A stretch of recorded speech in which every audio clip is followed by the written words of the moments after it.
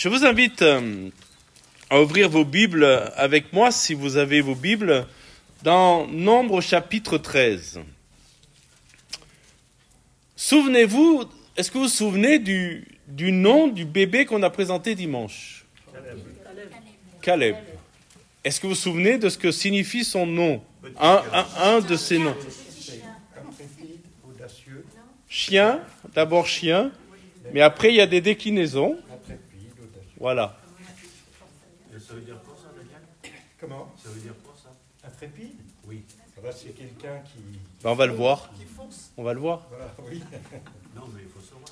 Je vais l'expliquer. Je vais l'expliquer. Alors, son nom signifie chien, et puis comme je le disais dimanche, il y a des déclinaisons. En effet, ça peut être intrépide, audacieux. Il y a tout type de chiens, hein, vous savez. Hein. Il y a des petits roquets, des petits caniches. Il y a des chiens qui sont tout à fait doux. Je pense que Caleb était doux. Puis il y a un type de chien, quand ils s'accrochent, ils mordent, c'est très difficile à les faire lâcher la prise. Très difficile. Et je pense que lorsque on pense à Caleb comme un chien, il ne faut pas le voir dans le sens péjoratif. Mais il avait un caractère du type, et on va le voir ce soir, on va commencer une réflexion sur lui. C'était un caractère du type, quand il attrape, il lâche pas. Il lâche pas facilement. Et vous voyez, ce soir on va parler, puisque son nom signifie intrépide ou audacieux, ce soir on va parler de Caleb comme l'exemple d'une foi audacieuse. Une foi audacieuse. Quelqu'un qui a de l'audace dans la foi. Et dans Nombre chapitre 13, on va lire verset 26 jusqu'au verset 33. À leur arrivée, l'arrivée de qui? Des 12 espions qui sont allés en repérage voir si ce que Dieu avait promis était vraiment réel, était la vérité. Je ne rentrerai pas dans le débat ce soir où peut-être ces espions n'auraient pas dû aller voir et faire complètement confiance à la promesse du Seigneur, mais une équipe de 12 a été envoyée et à leur arrivée, ils se rendirent auprès de Moïse et d'Aaron, les leaders, les responsables du peuple de Dieu et de toute l'assemblée des enfants d'Israël à Kadès, dans le désert de Paran. Ils leur firent un rapport ainsi qu'à toute l'assemblée et leur montrèrent les fruits du pays. Voici ce qu'ils racontèrent à Moïse. Nous sommes allés dans le pays où tu nous as envoyés. À la vérité, c'est un pays où coule le lait, le miel, comprenez un pays d'abondance. Et en voici les fruits. Mais le peuple, et c'est ce mais-là qui va décourager le peuple de Dieu, mais le peuple qui habite dans ce pays est puissant. Les villes sont fortifiées, très grandes, et nous y avons vu des enfants d'Anak, pour ceux qui ne le savent pas, des géants. Les fils d'Anak, les enfants d'Anak étaient des géants. Les Amalécites habitent la contrée du Midi, les Essiens, les Jébusiens et les Amoréens habitent la montagne et les Cananéens habitent près de la mer et le long du Jourdain. Verset 30, c'est le verset qui va attirer notre attention dès ce soir. Caleb fit taire le peuple qui murmurait contre Moïse. Il dit, montons, emparons-nous du pays, nous y serons vainqueurs. On y retrouve le chien qui, lorsqu'il mord, ne lâche pas prise. Mais les hommes qui étaient avec lui dirent, nous ne pouvons pas monter contre ce peuple, car il est plus fort que nous. Et ils décrièrent devant les enfants d'Israël le pays qu'ils avaient exploré. Ils dirent, le pays que nous avons parcouru pour l'explorer est un pays qui dévore ses habitants. Tous ceux que nous y avons vus sont des hommes d'une haute taille. Et nous y avons vu les géants, enfants d'Anak, de la race des géants. Nous étions à nos yeux et aux leurs, comme des sauterelles.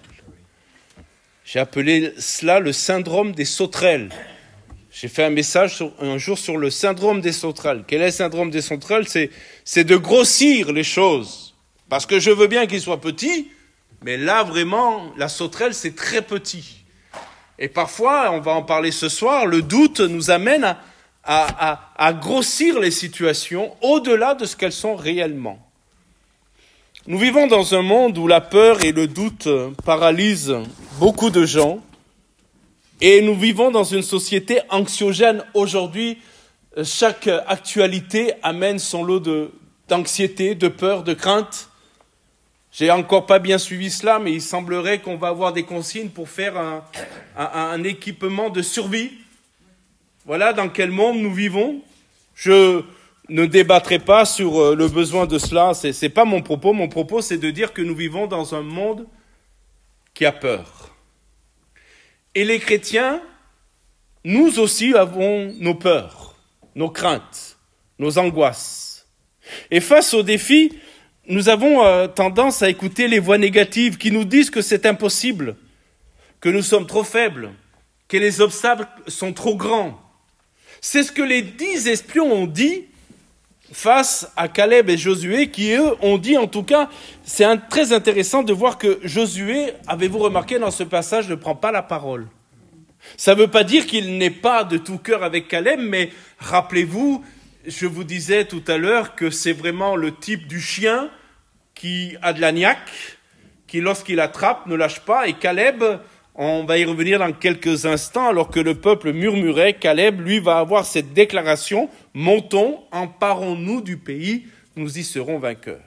Au cœur de ce tumulte de doute, Dieu cherche des hommes et des femmes qui, comme Caleb, osent croire en ses promesses, en les promesses de Dieu, et avoir de l'audace.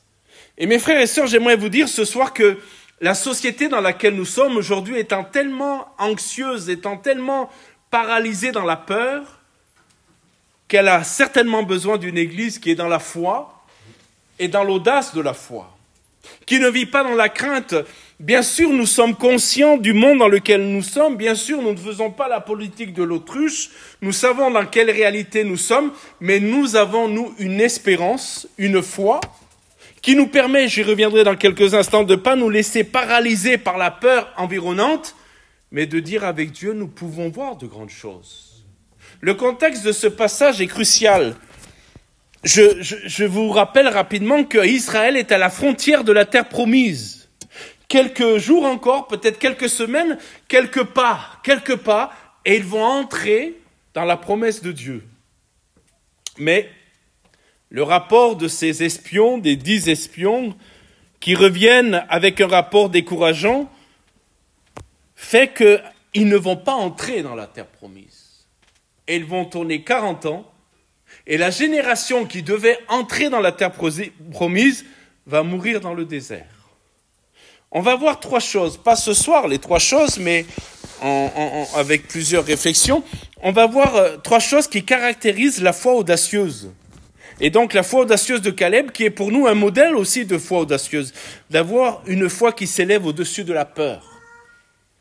Ensuite, nous verrons un courage qui défie l'opinion majoritaire. Nous ne sommes pas du côté forcément de la majorité, nous enfants de Dieu. La majorité de la population aujourd'hui dans le monde est contre Dieu, soumise à l'esprit de l'Antichrist, séduite par l'Antichrist et son esprit. Nous ne faisons pas partie de la majorité. Mais ce n'est pas parce que nous ne sommes pas de la majorité que nous sommes les plus faibles, parce que je crois que nous sommes les plus forts, parce que nous sommes avec le plus fort. Et mes bien-aimés, il nous faut avoir dans ces temps de la fin, nous, Église de Jésus-Christ, un courage qui défie l'opinion majoritaire. Ce n'est pas parce que tout le monde le dit que c'est vrai. Ce n'est pas parce que tout le monde dit que ce n'est pas possible que c'est impossible. Et puis on verra une dernière chose, une détermination à s'emparer des promesses de Dieu. Caleb, c'est vraiment le chien qui attrape et qui lâche pas. Il est déterminé à recevoir la promesse que Dieu lui a donnée. Et vous savez, après 40 années de désert, il va l'avoir. Il va l'avoir, sa promesse. Verset 30, Caleb fit taire le peuple qui murmurait contre Moïse. Nous avons besoin d'une foi qui s'élève au-dessus de la peur. Lorsque nous sommes confrontés à l'inconnu, notre première réaction est souvent la peur. Quand nous n'avons pas emprunté des chemins sur lesquels nous sommes sécurisés, nous sommes à l'aise et confortables, lorsque nous devons emprunter de nouveaux chemins, souvent la peur nous saisit. Nous, c'est pas que nous n'avons pas l'esprit d'aventurier, mais nous ne maîtrisons pas ce chemin. Nous ne savons pas comment les choses vont se passer. Et donc, lorsque nous sommes confrontés à l'inconnu, souvent la première réaction que nous avons, c'est la peur. Comment ça va se passer? C'est nouveau, je maîtrise pas. Et la foi véritable est celle qui ne se laisse pas dominer par l'effroi. Mais, et c'est ce qu'a fait Caleb, et je pense que c'est ce que nous allons faire ce soir, la foi véritable choisit de faire confiance à Dieu malgré les circonstances. J'ai lu une citation, je l'ai notée, je l'ai trouvée très belle. La peur frappa à la porte, la foi répondit, il n'y a personne. La peur frappa à la porte, la foi répondit, il n'y a personne. Comprenez qu'il n'y a personne pour répondre à la peur. Quand vous êtes dans la foi, tout en étant réaliste des choses que vous vivez, ce n'est pas la peur qui domine, c'est la foi. La foi engendre, l'avez-vous remarqué, le doute et le murmure. Moïse est encore la cible du peuple de Dieu. Je dis encore parce que ce n'est pas la première fois et ça ne sera pas la dernière. La Bible nous dit que Moïse était l'homme le plus patient. Et quelle patience il a fallu à cet homme. Il est venu comme libérateur du peuple d'Israël. Vous savez comment ça s'est passé. Et encore on murmure, encore on le critique, encore on dit qu'il n'est pas à la hauteur. Et Caleb va faire taire tout le monde en disant c'est pas le moment de murmurer. C'est pas le moment de critiquer le leader spirituel. C'est le moment d'exprimer la foi. Lorsque les 10 espions reviennent du pays de Canaan, leur rapport sème la peur parmi le peuple. Verset 31, nous avons lu, nous ne pouvons pas monter contre ce peuple car il est plus fort que nous. Mes amis, Dieu n'a jamais dit que ce pays dans lequel ils devaient aller et que les peuples qu'ils allaient rencontrer étaient des peuples moins forts qu'eux. Dieu n'a jamais dit que ça serait facile, mais Dieu a dit qu'il leur donnerait, lui, ce pays. Face à l'ampleur du défi, Israël réagit par la peur et le doute. Pourtant, Dieu leur avait promis cette terre et leur avait démontré à maintes reprises sa puissance. Je ne sais pas si vous réfléchissez à ces textes, certainement vous le faites, mais souvent je me dis, mais vous avez oublié comment Dieu vous a sorti du pays d'Égypte? Vous avez oublié comment le tyran Pharaon qui vous tenait dans ses griffes a dû lâcher prise et après ces fameuses plaies a dû vous libérer? Vous avez oublié que face à la mer Rouge, Dieu vous a ouvert la mer? Vous êtes entrés dans la mer et la mer s'est refermée sur vos ennemis. Vous avez la mémoire si courte lorsqu'ils sont là face à la terre promise et qu'ils ne mettent en avant que les impossibilités, que ce qui n'est pas possible. Pourtant, je répète, à maintes reprises, Dieu leur a montré qu'il était puissant comme il les a délivrés de l'Égyptien, des Égyptiens. Dieu est capable de les délivrer même des fils d'Anak. Mes frères et sœurs, une vision limitée par les yeux va nous amener dans le doute, dans la peur. Les Israélites voient les géants, les villes fortifiées, les obstacles, mais ils oublient la grandeur de Dieu. Ils se focalisent sur leur propre faiblesse et ils exagèrent leur faiblesse. Nous étions à leurs yeux. Méditez sur ce texte, je ne veux pas le faire ce soir, mais méditez. Nous étions à nos yeux d'abord. C'est eux d'abord qui ont un problème avec la vision de la réalité. Nous étions à nos yeux et aux yeux et aux leurs comme des sauterelles. Et bien aimés, ils se focalisent sur leur propre faiblesse au lieu de s'appuyer sur la force de leur Seigneur. Ne leur jetons pas trop vite des pierres. Qu'est-ce que vous en pensez? Ne soyons pas trop radicaux dans le jugement que nous pouvons apporter à ces gens.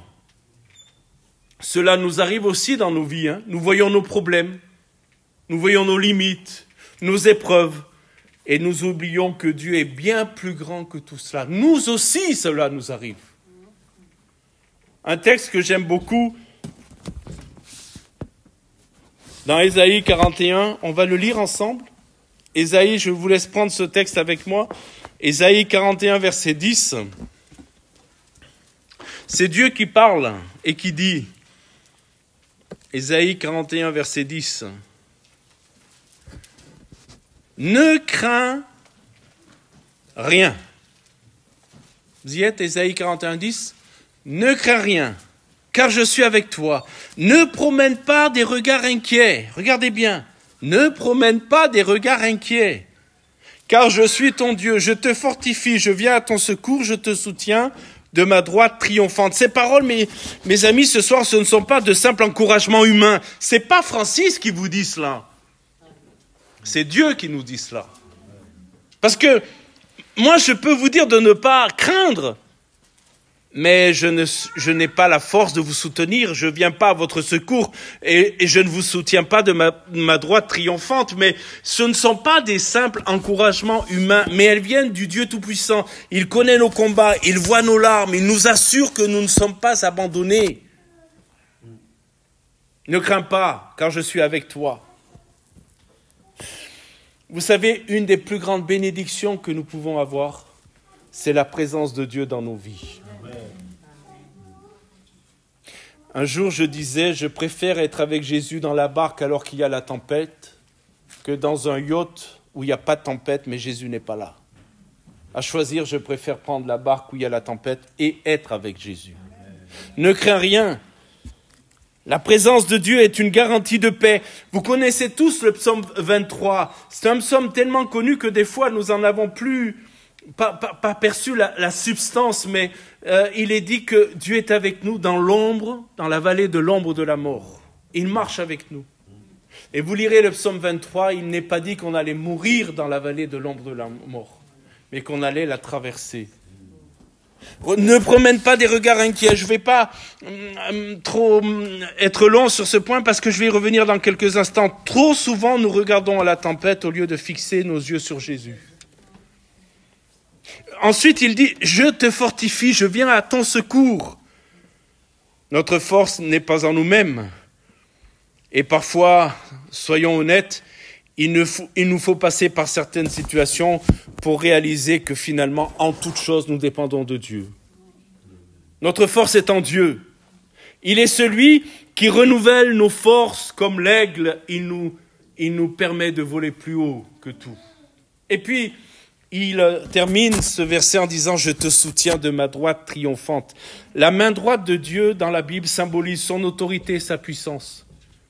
Lorsqu'il est question de la main droite de Dieu, cela nous parle de son autorité, de sa puissance. Si Dieu nous soutient, qui pourrait nous faire tomber ?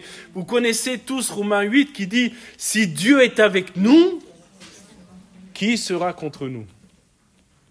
Et mes bien-aimés, le peuple de Dieu là a oublié que Dieu était avec lui. S'ils avaient réalisé vraiment que Dieu était avec eux, eh bien ils auraient allé affronter les géants et ils auraient remporté la victoire. La peur détourne nos regards de Dieu. Un exemple frappant de cette vérité se trouve dans l'histoire de Pierre marchant sur les eaux. Je ne lis pas le texte, vous le connaissez. Pierre a débuté quand même. Vous savez, là aussi, il ne faut pas trop faire de procès à Pierre, à moins que l'un d'entre vous a déjà marché sur l'eau. Si c'est le cas, vous pouvez dire à Pierre, écoute, moi je l'ai fait jusqu'au bout. Mais Pierre quand même a marché avec... au début, il a marché avec foi, hein. Il est le seul à avoir enjambé. Et vous savez le métier de Pierre, hein, c'était un pêcheur. Et lui, il savait très bien que si vous mettez les pieds sur l'eau, vous enfoncez. Et il a bravé toute sa connaissance, toute son expérience professionnelle. Il s'est appuyé sur la parole de Jésus. Si c'est toi, ordonne que je vienne. Jésus lui dit, viens. Parole de qui crée la foi. Il sort de la barque, il marche sur l'eau, il fixe son regard sur Jésus. Tout va bien, il est en train, quelque part, de vivre, d'accomplir un miracle. Il vit dans le miraculeux. Mais à un moment, vous le savez, il se focalise sur la tempête. Il regarde le danger qui est autour de lui et il commence à s'enfoncer. Oh, que le Seigneur est bon, il n'était pas trop loin, il l'a rattrapé.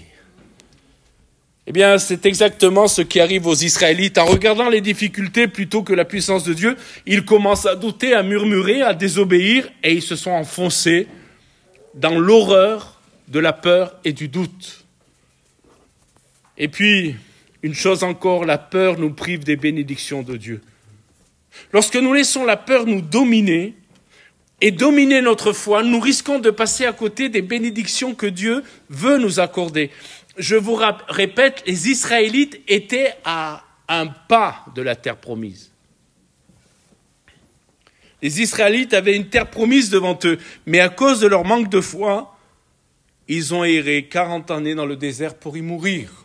Si proche et si loin à la fois. Jacques nous dit, Jacques 1, 6 et 7, Jacques nous dit « Celui qui doute est semblable au faux de la mer agité par le vent et poussé de côté et d'autre, qu'un tel homme ne s'imagine pas qu'il recevra quelque chose du Seigneur. » Vous voyez, l'image du doute, c'est une foi qui doute, c'est un coup on est en haut, puis le lendemain on est en bas. On est capable d'être sur les sommets, et parfois, pardon si cela ne vous est jamais arrivé, que cela ne vous arrive jamais, de faire de la leçon à ceux qui n'ont pas la foi comme nous. Moi, j'ai connu des chrétiens qui faisaient la leçon aux autres. Je me souviens de ce père qui critiquait une monitrice quelque part dans l'église et qui disait « Elle sert Dieu au niveau des enfants et regardez ces enfants, il y a un de ces enfants qui ne marche pas avec Dieu. Je n'ai pas cessé de dire à ce frère « Fais attention, va pas trop loin. » Puis un jour, il pleurait dans mon bureau parce que sa grande fille qui était engagée avait rencontré un jeune homme et avait abandonné la foi. Vous voyez, des fois on a une foi tellement forte qu'on fait la leçon aux autres et puis le lendemain on est en bas. Mais ceux qui croient et obéissent à Dieu expérimentent les bénédictions. Caleb et Josué, les seuls espions à avoir cru en la promesse divine, sont finalement entrés en Canaan. Ils n'ont pas été privés de la bénédiction parce qu'ils ont demeuré fermes dans la foi. Vous savez, j'ai pensé à une illustration. Je parlais tout à l'heure des routes que l'on prend et qu'on ne connaît pas. C'est comme un pont qui est dans le brouillard. Imaginons un pont suspendu dans le brouillard. Vous n'avez jamais pris ce pont. Et c'est dans le brouillard. Le voyageur hésite à avancer car il ne voit pas l'autre côté. Pourtant, il fait confiance à l'architecte du pont. Il marche avec foi et il sait qu'il arrivera à destination. Amen. Il y a le brouillard, c'est dans le vide, mais il se dit, c'est pas possible que l'architecte n'ait pas conçu un moyen de passer de l'autre côté. Il ne doute pas. Et vous voyez, mes amis, notre foi doit s'appuyer sur Dieu, parce que, même quand, nous ne voyons pas la solution. Ça vous arrive de prier et tout en priant de dire au Seigneur, c'est quoi la solution, c'est quoi la solution, c'est quoi la solution? Ça vous arrive pas? Vous êtes mieux que moi. Que moi je prie des fois, je dis au Seigneur, c'est quoi la solution? Et des fois même, je lui donne la solution. Je lui dis, tu devrais faire comme ci, tu devrais faire comme ça. Et souvent le Seigneur m'a étonné, il a fait, mais pas du tout comme je pensais. Alors je conclus, nous avons tous des géants dans nos vies. Des épreuves, des défis, des inquiétudes. Allons-nous regarder ces obstacles avec peur ou choisissons-nous de voir la situation avec les yeux de la foi? C'est ça la vraie question ce soir. Face à un problème financier, est-ce que je panique ou est-ce que je me dis celui qui a nourri la veuve et celui qui a multiplié les pains et les poissons dans le désert, c'est mon Dieu. Et il est capable de pourvoir à mes besoins. Devant une maladie, est-ce que je m'abandonne au désespoir ou est-ce que je prie avec foi? Bien sûr, quand vous apprenez une très grave nouvelle au niveau de la maladie, comme je le disais il y a quelque temps, vous prenez un uppercut dans le nez, là. Vous êtes à moitié KO, mais vous vous ressaisissez et vous dites, ok, il y a ça, mais il y a mon Dieu qui est celui qui guérit encore les malades. Amen. Dans l'épreuve, est-ce que je murmure comme les Israélites? Ou est-ce que je proclame les promesses de Dieu comme Caleb? Caleb a fait taire le peuple. Il n'y a rien de plus contagieux que la peur et le doute. Et Caleb dit, taisez-vous, on va y aller. On va monter et on va voir la gloire de Dieu. Il a choisi d'élever sa foi au-dessus de la peur. Je prie ce soir que nous choisissions d'élever la foi au-dessus de nos peurs. Ne crains pas, dira Jésus à quelqu'un un jour, crois seulement. Ne crains point, crois seulement. Que Dieu nous aide, mes frères et sœurs. On poursuivra la semaine prochaine et on verra que la foi audacieuse se démarque de la majorité